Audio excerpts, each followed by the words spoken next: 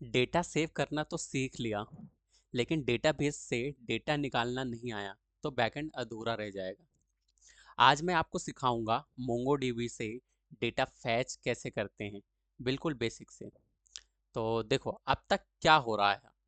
अब तक क्या हो रहा था, क्लाइंट जो है राउट के पास जा रहा था, राउट जो है वो कंट्रोलर के पास जा रहा था, और कंट्रोलर मॉडल के पास, और मॉडल डेटाबेस के पास। तो अब जब यूज़र बोले कि मुझे सारे यूज़र्स दिखाओ, तो बैकएंड क्या करेगा, मॉडल डेटाबेस में जा कर के बोलेगा सारा डेटा दे दो, और फिर हम रिस्पॉन्स में सेंड करेंगे उसको। देखो सिंपल एग्जांपल के साथ समझो इसको, कि जैसे लाइब्रेरी में रजिस्टर कहाँ है, ठीक है, और आप बोलते हो मुझे सब स्टूडेंट के नाम दिखाओ, तो लाइब्रेरियन रजिस्टर खोल के सारे नाम दिखा देता है। वही काम गेट एपीआई करता है ना, करेगा। तो देखो अब अपन प्रैक्टिकली समझते हैं, ठीक है। अब चलो सीधा वीएस कोड पे चलते हैं अपन।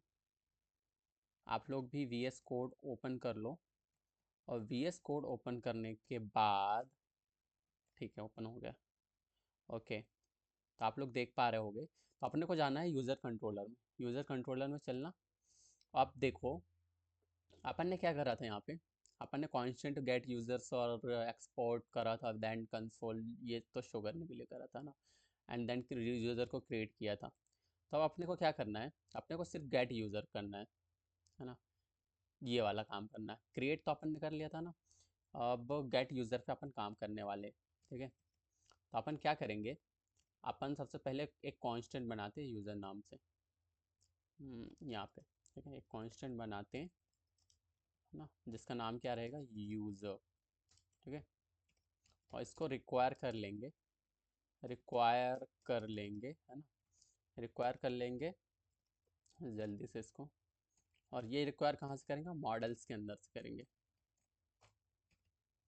मॉडल्स के अंदर यूज़र मॉडल होगा, है ना, वहाँ से करेंगे अपन, ठीक है। अब ये करने के बाद, अब इस यूज़र को यूज़ करना है, तो क्या करा है अपन ने, एक कांस्टेंट और बनाएंगे गेट यूज़र नाम से, गेट यूज़र नाम से, ठीक है। गेट यूजर्स नाम से आपने कांस्टेंट बनाया है, यहाँ पे ए सिंक का यूज़ करेंगे, और ए सिंक कर लेंगे request response, request comma response, ठीक है। अब अपने जो अपना फॉर्मेट रहता है वही अपन इसको यहाँ पे ऐसा करके ऐसा कर देंगे, ठीक है। अब अपन यहाँ पे ट्राई ब्लॉक यूज़ करेंगे। कभी आपने ट्राई यूज़ करा हो तो सी प्लस प्लस और ये बाकी और लैंग्वेजेस में भी कभी ट्राई यूज़ करा हो, नहीं यूज़ करा मैं बताऊँगा। अभी थोड़ा सा आप वेट करो, अवेट, हाँ देखो इसमें भी वेट आ गया। तो थोड़ा सा वेट करो आप, यूज़र डॉट फाइंड करेंगे हम, एंड फाइंड करने के बाद व्हाट हैपन, ओके, फाइंड करने के बाद हम यहाँ पे रेस्पॉन्स रिटर्न कर देंगे। रेस्पॉन्स किस फॉर्म में रिटर्न करना है, यहाँ पे जेसन फॉर्मेट में, जेसन फॉर्मेट में हम रेस्पॉन्स रिटर्न कर देंगे, ठीक है। और सारे यूज़र्स को शो कर देंगे। इतनी बात समझ में आती। फिर हम ट्राई के बाद यहाँ पे कैच करेंगे, ट्राई और कैच ब्लॉक, कैच ये सब एरर को हैंडल करने के लिए यूज़ होता है। कभी फाइल हैंडलिंग पढ़ी हो आपने, तो वहाँ पे आपने ट्राई कैच ब्लॉक ज़रूर पढ़ा होगा। रिस्पॉन्स डॉट स्टेटस कौन सा बताओ, स्टेटस कौन सा दिखाऊँ मैं, जब 5 यहाँ पे जब एरर आता है, तो एरर में या तो 401 400 या फिर 500 यही दिखाते हैं अपन। यहाँ पे अपन 500 दिखाएंगे, वो भी जेसन फॉर्मेट में। कौन सा फॉर्मेट रहेगा, जेसन, ठीक है। अब जेसन में अपन क्या करेंगे, एक मैसेज शो कर देंगे। यहाँ पे मैसेज क्या करेंगे, सो मैसेज में लिखेंगे अपन, अपन मैसेज में लिखने वाले एरर फैचिंग, फैचिंग यूज़र ऐसा लिख देंगे। फैचिंग स्पेलिंग सही है क्या, फैचिंग देख लेना तुम लोग, ठीक है। फैचिंग यूज़र, ठीक है, फैचिंग यूज़र्स हो गया बस। देखो अब इस मॉड्यूल को एक्सपोर्ट कर लेंगे हम, मॉड्यूल को एक्सपोर्ट करेंगे, मॉड्यूल डॉट एक्सपोर्ट करके यूज़ करेंगे, और गेट यूज़र को एक्सपोर्ट कर लेंगे हम, ताकि हम इसका यूज़ कर पाएँ। गेट यूज़र्स है ना, गेट यूज़र्स ये वाला, ठीक है।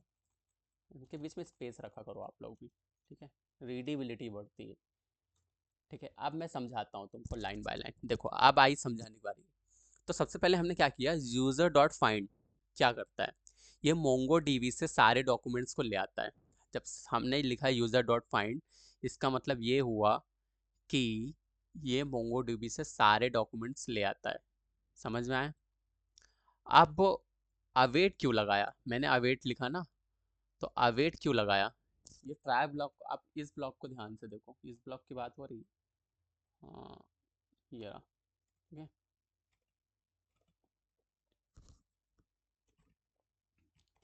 ये यहाँ पे मैंने यूज़र लिख दिया था, ओके अभी सही, ठीक है, ओके। तो हाँ, अवेट क्यों लगाया, क्योंकि डेटाबेस से डेटा आने में टाइम लगता है, इसलिए अवेट का यूज़ करते हैं ताकि टाइम कम कंज्यूम हो। और रेस्पॉन्स डॉट जेसन यूज़र क्या करता है, ये डेटा को ब्राउज़र या पोस्टमैन में सेंड करता है। हम थंडर यूज़ कर रहे हैं ना, वहाँ पे सेंड करेगा। समझे? अब स्टेप 2 में हम राउट में ऐड करेंगे कुछ चीज़ें, तो अपने राउट में चलते हैं जल्दी से। तो यूज़र राउट्स में आ जाओ यहाँ पे, और यूज़र राउट्स में आने के बाद हम राउट्स में हर बार जब एक्सपोर्ट करते हैं तो यहाँ पे हमको वो करना पड़ता है, डालना पड़ता है सारी चीज़ें।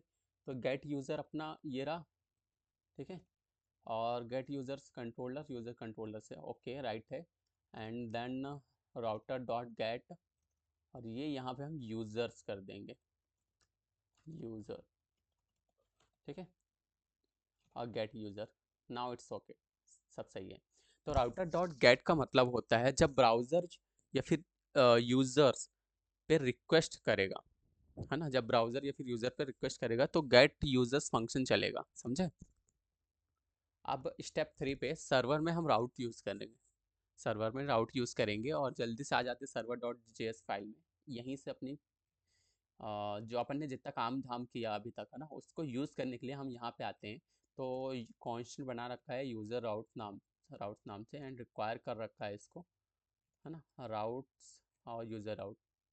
ये रेड रेड क्यों है, क्यों है, क्योंकि ये इसको ढूंढ नहीं पाएगा, कैपिटल आर लिखना पड़ेगा, क्योंकि ये देखो ना राउट्स के अंदर है। ठीक है, अभी समझ में आता है, अभी क्लियर है? ठीक है, अब हम यहाँ पे क्या करेंगे, ऐप डॉट यूज़, है ना, यहाँ पे एपीआई लिखेंगे, एपीआई, ठीक है, यूज़र राउट्स। बस इतना सा अपडेट करना था आपको। अब देखो, आप प्रैक्टिकल करके दिखाता हूँ मैं क्या करना है। अपने को ब्राउज़र पे जाना है और एपीआई यूज़र्स अपन हिट करेंगे, देखते हैं क्या आता है ना। तो ब्राउज़र में ही चलते हैं और जेसन देखते हैं। चलो चलो, आप लोग क्या दिख रहा है, ओके ब्राउज़र पे चलो, ब्राउज़र दिख रहा है, एंड यहाँ पे हम करेंगे HTTP, ओके लोकल होस्ट 5000 चल रहा है ना। अभी यूज़र नहीं, अपन एपीआई रिक्वेस्ट भेज रहे हैं, एपीआई और फिर स्लैश यूज़र्स, है ना। अभी कुछ नहीं आ रहा, ओके, अपना वो भी तो चालू नहीं है ना टर्मिनल। सबसे पहले टर्मिनल में जाओ, यहाँ पे नोडमोन चला दो। तो यहाँ पे अपन क्या करेंगे, यहाँ पे सीडी सबसे पहले एज स्टोरेज पे जाते हैं, क्योंकि स्टोरेज हमारा चेंज होगा यहाँ पे, और फिर हम करेंगे यहाँ से बैक एंड प्रोजेक्ट आ गए यहाँ पे। अब क्या करेंगे, अब इसको रन कर देंगे। तो अपने को कौन सी फाइल रन करनी है, नोडमोन से server dot J S, server dot J S file, ठीक है, ये रन हो गया। अब चलते हैं वापस, समथिंग इज, कुछ तो गड़बड़ है। जे एस में 24 लाइन पे अपन चलते जल्दी से वी एस कोड की तरफ, वी एस कोड की तरफ आएंगे, और वी एस कोड में जाने के बाद 24 यूजर कंट्रोलर 24 वेयर इज 24, ये रहा। इसको हटा दो अभी फ़िलहाल के लिए, ठीक है। हटाने के बाद अपन वापस से चलेंगे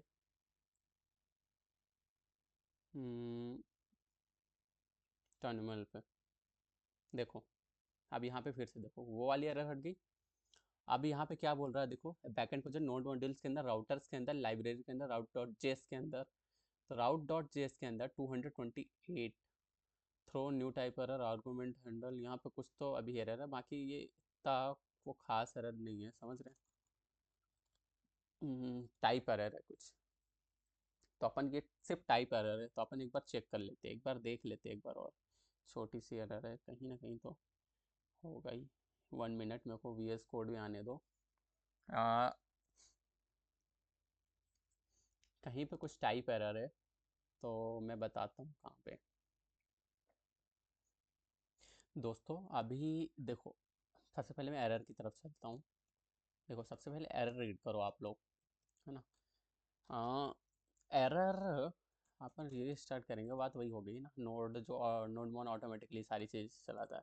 तो देखो दिक्कत कहाँ पे है मुझे। देखो अपन वी एस कोड पे चलते हैं, सबसे पहले वी एस कोड पे चलते हैं और दिक्कत यहाँ पे है।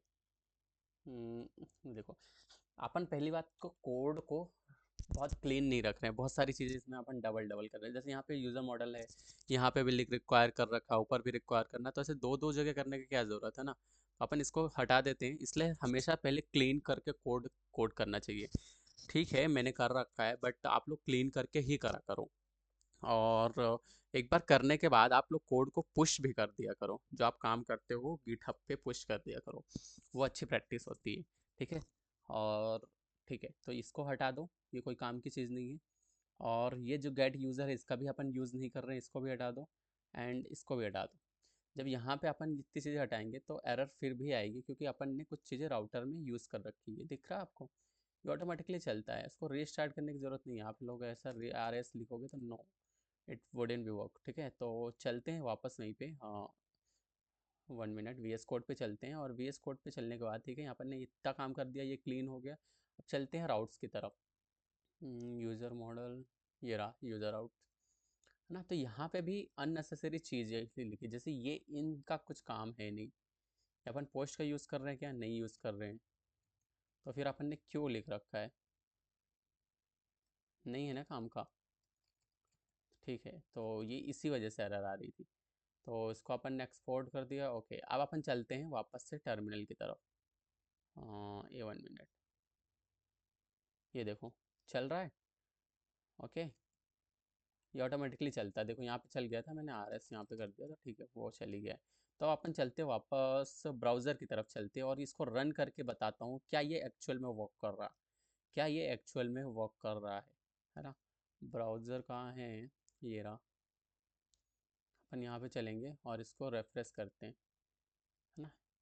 एपीआई था, कैन नॉट गेट एपीआई, क्योंकि अपन ने एपीआई तो यहीं तक रखा है, और फिर यूज़र्स रखा है ना यहाँ पे। ये देखो आ गया, ये जो मैसेज अपन शो कराना चाह रहे थे, एरर फैचिंग यूज़र, यही अपन ने वीएस कोड में लिखा था। एक बार फिर से मैं दिखा देता हूँ आप लोगों को। वीएस कोड में जाओ, और 1 मिनट, मेरे को भी आ जाने दो। ओके, देन अपन ने, ठीक है, अपन अपने कंट्रोलर से रिस्पॉन्स आता है, हमेशा ध्यान रखना। तो ये रहा एरर फैचिंग यूज़र, ये चीज़ आ रही है आपके इसमें भी शो होना चाहिए। अगर नहीं हो रहा है तो चेक करो क्यों नहीं हो रहा है, ये मस्ट है। ये चीज़ें अगर होगी, शो होना चाहिए। अगर कुछ एरर आ रही है ना आप लोग को, तो आप लोग कमेंट में छोड़ो, कमेंट में लिखो कि सर एरर आ रही है, मुझे ये एरर आ रही, मैं तुम्हें डेफिनेटली उसका सॉल्यूशन बताऊंगा। ठीक है, तो अभी देखो इतनी चीज़ें हो गई अपनी, है ना। अगर आपका हो रहा है तो बस जेसन डेटा शो हो जाएगा, तो बस कॉन्ग्रेचुलेशन, बस यही अपन करना चाह रहे थे। तो अब दो ऑप्शन है, एक तो पोस्टमैन भी आप यूज़ कर सकते हो, है ना। पोस्टमैन यूज़ कर सकते हो, हम थंडर यूज़ कर रहे हैं तो थंडर में भी ये चीज़ें कर सकते हो, है ना। उसमें भी यही सेम चीज़ आएगी, तो मैं करके बता देता हूँ। ठीक है, करके बता देता हूँ, थंडर पे चलते हैं। तो अपन नई नई रिक्वेस्ट बना लेते जल्दी से, तो 1 मिनट का काम है। इसको हटाओ, HTTP तक रहेगा ना, क्योंकि लोकल है, लोकल में सिक्योरिटी नहीं, एस का मतलब होता है सिक्योर। अभी ये यूज़र्स करेंगे तो ये रिक्वेस्ट नहीं जाएगी, क्यों गलत है, क्योंकि अपन ने यहाँ पे रिक्वेस्ट चेंज कर दी है, एपीआई यहाँ का सेंड करेंगे अभी भी नहीं जाएगी। अब क्या करेंगे अपन, यहाँ पे यूज़र्स लिखेंगे। हाँ हाँ, यूज़र्स, ठीक है, देखो अब आ गया। अपन ये चाह रहे थे 500 इंटरनल सर्वर एरर आए, यही आया, आ गया। ठीक है, बस अपना काम हो गया है। इतनी बात समझ में आ रही थी, इतनी बात समझ में आई आप लोगों को। अगर यहाँ तक आपको समझ में आ गया है, तो देखो गाइस, ये जो डेटा आ रहा है ये डायरेक्ट मोंगो डीबी से आ रहा है, और हमने खुद एपीआई बना के फैच किया है। ठीक है, अब जो कॉमन एरर है तो 2 मिनट में सम बता देता हूँ। अगर एरर आए तो कैन नॉट फाइंड मॉड्यूल, है ना, तो पैच चेक करो। अगर एन अनकन्फ्यूज्ड ऐसा करके आता है ना, एन कन्फ्यूज्ड ऐसा करके एक एरर होती है, अगर ये आए ना तो मोंगोडीबी चल रहा है या नहीं ये चेक करो। अगर एम्प्टी एरर आ रहा तो डेटाबेस में डेटा है या नहीं ये चेक करो। तो ये ऐसा होता है। तो बस आप अब आप बैकएंड डेवलपर की तरह सोच रहे हो। अगर ये चीज़ आपकी आ रही है और ये चीज़ क्लियर हो गई है जो मैं करवा रहा हूँ, तो अब आपने ना बैकएंड डेवलपर की तरह सोचना स्टार्ट कर दिया है। अब आप सिर्फ कोड नहीं लिख रहे हो, आप डेटाबेस से डेटा कंट्रोल कर रहे हो। नेक्स्ट वीडियो में हम सीखेंगे स्पेसिफिक आईडी से डेटा कैसे निकाले, फाइंड बाय आईडी। सो यहाँ तक अगर आपको वीडियो समझ में आई, पसंद आई है, तो लाइक करो, कमेंट करो और सीरीज़ को शेयर करो। बैकएंड सीरीज़ अब सीरियस होने वाली है। तो बस मिलते हैं अगले वीडियो में, और अपनी हेल्थ और वेल्थ दोनों का ख्याल रखिएगा। So till then bye bye and take care.